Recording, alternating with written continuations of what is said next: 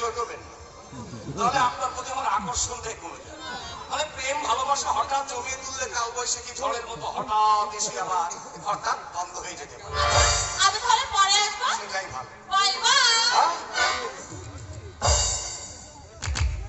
Sorry sorry sorry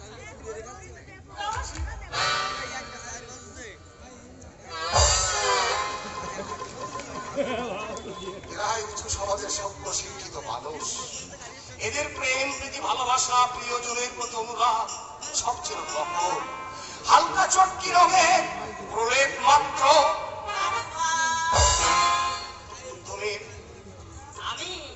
আমি তোমার আপনার বাড়িতে কাজ করি।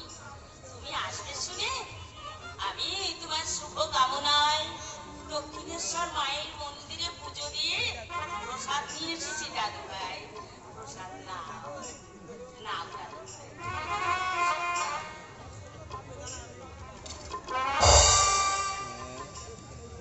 প্রসাদ ফেলে দিলেন কেন?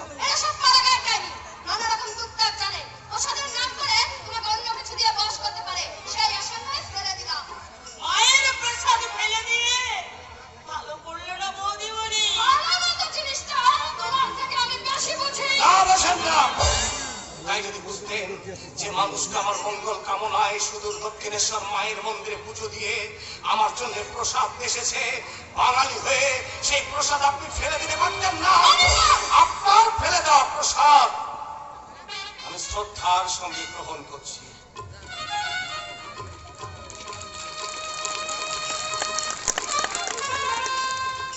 ছি ছি ছি ছি, একটা ছিয়ানা প্রসাদ তুমি মাটি থেকে তুলে মুখে দিলে। ছি হলেও আমি বুঝেছি এই বাড়িতে আমার শুভাকাঙ্ক্ষী আমার কল্যাণাকাঙ্ক্ষী যদি কেউ থেকে থাকে সে আর কেউ নয়, সে ওই ছি।